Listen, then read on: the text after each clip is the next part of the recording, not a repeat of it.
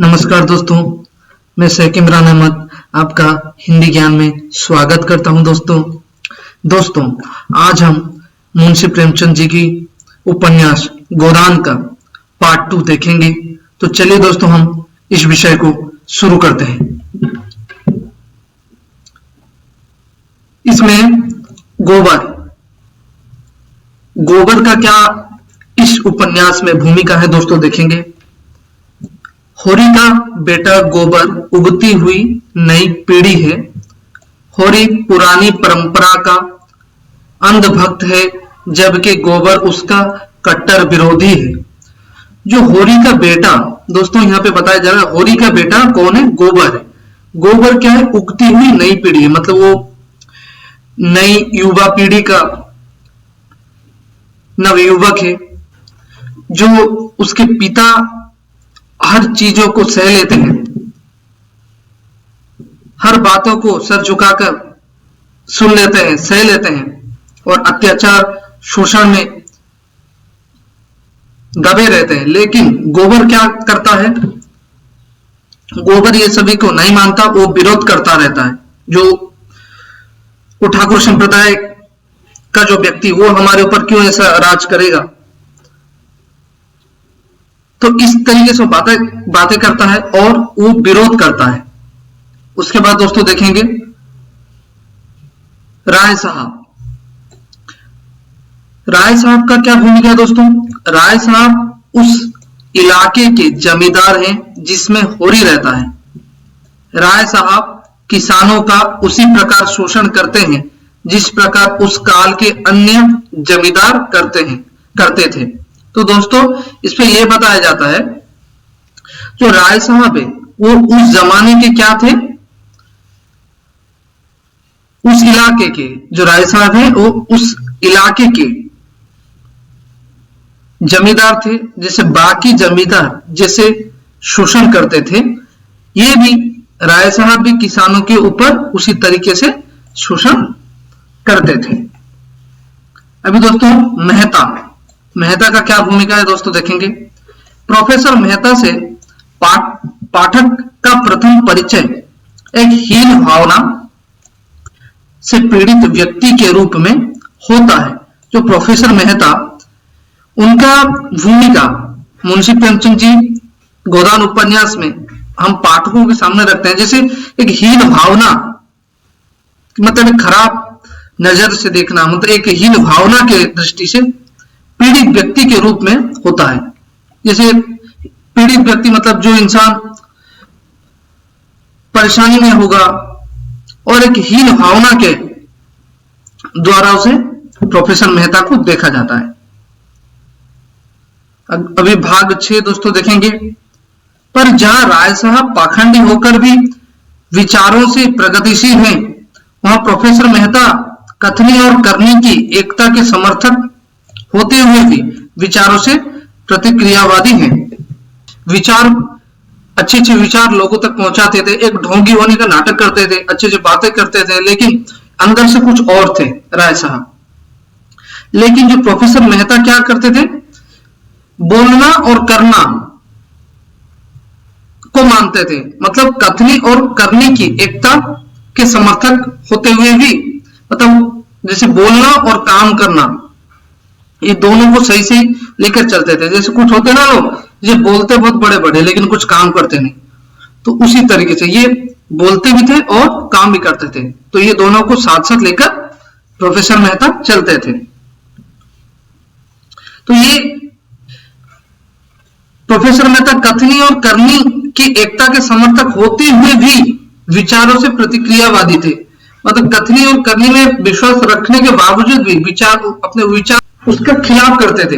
उसके बातों से, मतलब वो जो सही बातें वो सही बोलेंगे, जो गलत बातें को गलत बोलेंगे। अपने विचारों से प्रतिक्रियावादी है।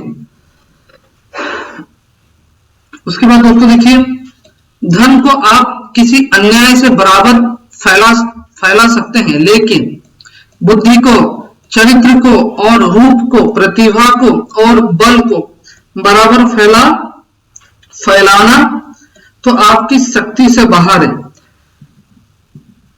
दोस्तों यहाँ पे प्रोफेसर मेहता कहते हैं, जो पैसे को आप कोई बेईमानी काम करके, कोई अन्याय काम करके तो फैला सकते हो, लेकिन अपनी जो बुद्धि, अपना चरित्र और अपना रूप और अपना प्रतिभा, टैलेंट, ये सभी को आप बराबर फैलाना आपकी शक्ति से बाहर है। ये कौन कहते थे? प्रोफेसर मेहता। क्योंकि हमने अभी ऊपर देखा दोस्तों, प्रोफेसर मेहता विचारों से प्रतिक्रियावादी है, मतलब वो अपने विचार को जो सही है सही बोलेंगे, जो गलत है तो डायरेक्ट कट्टरता की तरह पूरा गलत ही बोलेंगे। इसीलिए लोगों के जहन में, लोगों के हृदय में डायरेक्ट उनकी बातें लग जाती थी। अभी तो दोस्तों उसके बाद देखो, छोटे बड़े का भेद केवल धन से ही तो नहीं होता। मैंने बड़े बड़े धन कुबेरों को भिक्षुकों के सामने घुटना टेकते देखा है। रूप के चौखट पर बड़े बड़े महिम नाक रगड़ते हैं। अभी प्रोफेसर मेहता बोलते हैं, जो छोटे हो या बड़े हो, उनका भेद केवल सिर्फ पैसे से नहीं किया जा सकता। जो पैसा कम है तो वो गरीब है, वो छोटा है, मेरे पास पैसा ज्यादा है तो मैं बड़ा हूं, नहीं। वो कहते हैं, मैंने बड़े बड़े धन कुबेरों को, मैंने बहुत बड़े बड़े धन कुबेरों, पैसे वालों को, एक गरीबों को सामने घुटते टेकते हुए देखा है मैंने। और रूप के चौखट पर बड़े बड़े महिप को, मतलब बहुत रूपवान है, बहुत खूबसूरत लोग हैं, उनको बड़े बड़े महिप के सामने नाक रगड़ते देखा है मैंने। ये प्रोफेसर मेहता का कथन है। अभी दोस्तों मालती, ये मालती का चरित्र गोदान उपन्यास में क्या है दोस्तों, हम देखेंगे। मालती गोदान की प्रमुख स्त्री पात्र है।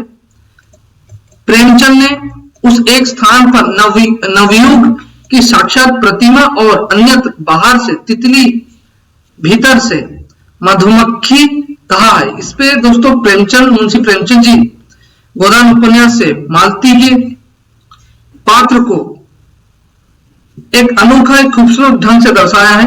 जो मालती है गोदान उपन्यास में एक प्रमुख स्त्री का पात्र है। वे एक नवयुग, एक नया युग की साक्षात प्रतिमा और अन्य, मतलब बाहर से तितली मतलब बाहर से पूरा फ्री माइंड की, आराम से बेझिझक बातें कहती थी, बेझिझक जो सही को सही, गलत को गलत बोलती थी। और जो पुरुष वर्ग के लोग हैं उनके सामने बेझिझक बातें करती थी। अंदर से उसके मन में कोई डर, कोई शंका नहीं थी। वह बाहर से तितली और भीतर से क्या है, मधुमक्खी थी। भीतर से मधुमक्खी मतलब बहुत प्यारी, बहुत अच्छी, बहुत मीठी बातें बोलती थी। पुरुषों को रिझाने और छकाने में उसे विशेष आनंद मिलता था। जो पुरुष वर्ग है उन्हें रिझाने और उन्हें छकाने, उन्हें बेवकूफ बनाने में उसे बहुत खुशी महसूस होती थी। पुरुषों की मंडली में किसी भी विषय पर उन्मुक्त भाव से वार्तालाप करने में उसे किसी प्रकार की झिझक या संकोच नहीं होता था। जो पुरुष मंडल है, जो पुरुष वर्ग के लोग हैं, उनके सामने बात करने में उसे कोई डर, भय, ये सब बिल्कुल ही नहीं होता था। वो बेझिझक, बेधड़क बातें करती थी। मालती पूरे तौर पर आधुनिक है। जो मालती है वो पूरे तौर पर क्या है, आधुनिक है। पहनावे ओढ़ावे में, बोलचाल में, आचार विचार में, सभी दृष्टियों से वो आधुनिक नारी का प्रतिनिधित्व करती थी। कपड़े पहनने, बातें करने में वो पूरा जैसे मॉडर्न युग की नारी है, आधुनिक युग की नारी की तरह वे अपना प्रतिनिधित्व करती थी, अपना एक प्रेजेंटेशन रखती थी। जैसे नए युग में जो आधुनिक नारी हैं वो कैसे कपड़े पहनती हैं, कैसे बातें करती हैं, पर उन्हीं के तरह वो अपने को आधुनिक नारी के हिसाब से ये गोदान उपन्यास में प्रतिनिधित्व करती है।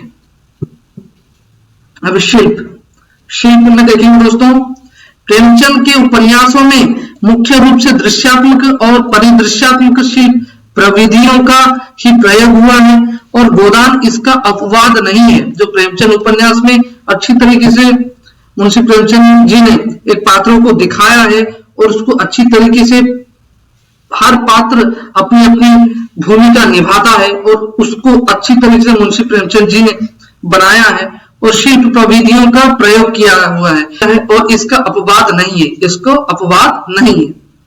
किसान होरी बैलों की सानी पानी देकर जमींदार के यहां जाने की हड़बड़ी मचा रहा है और उसकी पत्नी धनिया, जिसके हाथ गोबर में सने हैं, उससे रस पानी कर लेने का आग्रह कर रही है। जो किसान होरी जो है वो जल्दी जल्दी बैलों और सानी को पानी देकर जमींदार के यहाँ हड़बड़ी में जल्दी जल्दी उसे लेकर जाने के लिए हड़बड़ी मचा रहा था, जल्दी जल्दी जा रहा था। लेकिन उसकी जो पत्नी धनिया, जिसके हाथ में गोबर से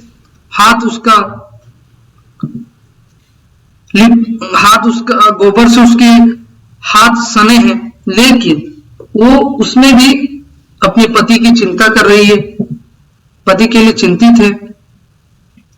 वह अपने पति को रस पानी पिलाने के लिए आग्रह कर रही है, उसके पति को बोल रही है पानी पी लीजिए, खाना खा लीजिए।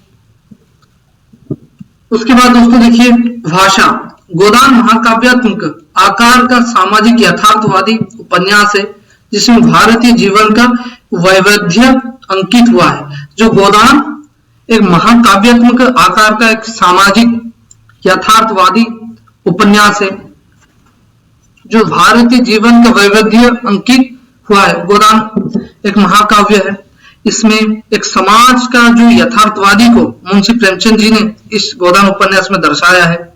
यथार्थवादी का अर्थ दोस्तों, जैसे जो चीजें समाज में चल रही हैं, जो चीजें जैसे दुनिया में चल रही घटित हो रही है, उसे वही चीजों को उसी तरीके से दिखा देना, ये यथार्थवादी है दोस्तों। और एक भारतीय जीवन में एक कृषक की संघर्ष क्या है, एक कृषक कौन दौर से गुजरता है, उसको मुंशी प्रेमचंद जी ने बहुत अच्छी ढंग से गोदान उपन्यास में दर्शाया है। अभी भाग 8वां दोस्तों देखेंगे। आजादी के 50 साल बाद एक बार फिर भारत के किसान होरी बनते जा रहे हैं। ऐसा लगता है कि उनकी स्थिति होरी से भी ज्यादा खराब हो रही है। होरी आत्म हत्या नहीं करता, पर आज का किसान आत्महत्या कर रहे हैं। दोस्तों अंत में मुंशी प्रेमचंद जी ये बताते हैं, जो आजादी के इतने वर्ष चले जाने के बाद, लेकिन आज का स्थिति ऐसा है भारत में, जो किसान है वो होरी से भी बदतर का जीवन व्यतीत कर रहे हैं। और आज भी वो किसान एक अन्याय अत्याचार झेल रहे हैं और शोषण में दबे रहते हैं। और ऐसे ही कुछ अमीर व्यक्ति, कुछ पैसे वाले व्यक्ति उनके ऊपर अत्याचार कर रहे हैं। होरी आत्महत्या नहीं करता, पर आज का किसान आत्महत्या कर रहे हैं। लेकिन इस उपन्यास, गोदान उपन्यास में होरी आत्महत्या नहीं करता, लेकिन दोस्तों आज का किसान आत्महत्या करते हैं। लेकिन आज का हालत ऐसा है, लोगों को सभी के बारे में समय है, सभी के बारे में उनके लिए बातें करने का तरीका है, लेकिन वे आज के जो किसान हैं उनके बारे में कोई लोग बात करना नहीं चाहते। आज के किसान का ऐसा हालत है, ना उनके पास पैसे रहती है, ना वो इतने मेहनत करते हैं, उनका मेहनत मजदूरी भी नहीं मिलता। और ऊपर से जो ठाकुर संप्रदाय के व्यक्ति, जो अमीर संप्रदाय के व्यक्ति जो होते हैं, वो उनके ऊपर अत्याचार करते रहते हैं। इसी तरीके से आज का किसान आत्महत्या कर रहा है। और ये हमारे जीवन में एक बहुत बड़ी दुखद बातें हैं, इसे हमें सुधारना चाहिए। ये पूरा विषय गोदान में मुंशी प्रेमचंद जी इस उपन्यास से यह दर्शाते हैं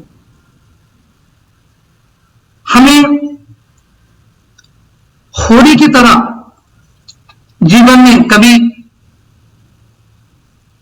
दबना नहीं है।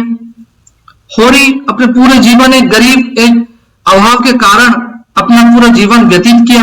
एक गाय, उसका एक आशा था एक गाय के लिए, वो अपना पूरा जीवन एक गाय के लिए संघर्ष करता रहा और अमीर संप्रदाय के व्यक्ति उसके ऊपर अत्याचार करते रहे और वो अपना पूरा जीवन संघर्षता के कारण व्यतीत किया। तो हमें अपने आज के युग में हमें किसी के नीचे दबना नहीं है, हमें आवाज उठाना है, हमें विरोध करना है और हमें अपना हक मांगना है। हम किसी के ऊपर अत्याचार, किसी का अन्याय हम नहीं सहेंगे और हमको खासकर यह ध्यान रखना है, जैसे आज का कृषक, आज का किसान, जैसे ये हालत, ये जीवन से ना जूझे, ना परेशान हो, ना आत्महत्या करे, ये बात हमें ध्यान रखना है। तो दोस्तों, आशा करता हूं आपको गोदान उपन्यास को अच्छी तरीके से समझ में आई होगी। यह गोदान उपन्यास का पार्ट 2 था, इसको भी आपने बहुत अच्छे से समझी होगी। यदि आप अच्छे से इस उपन्यास को आपने समझी होगी तो आप हमारा चैनल हिंदी ज्ञान को लाइक, शेयर और सब्सक्राइब कर दीजिए, ताकि आगे आने वाली हिंदी की अच्छी अच्छी विषय में लाता रहूं और हम जीवन में सीखते रहें और आगे बढ़ते रहें और हम अपने जीवन में पूरे संघर्ष करते हुए अपने जीवन में कामयाब हों। तो फिर मिलेंगे दोस्तों, मैं यहाँ पे अपना विषय समाप्त करता हूं। धन्यवाद। जय हिंद, जय भारत, वंदे मातरम।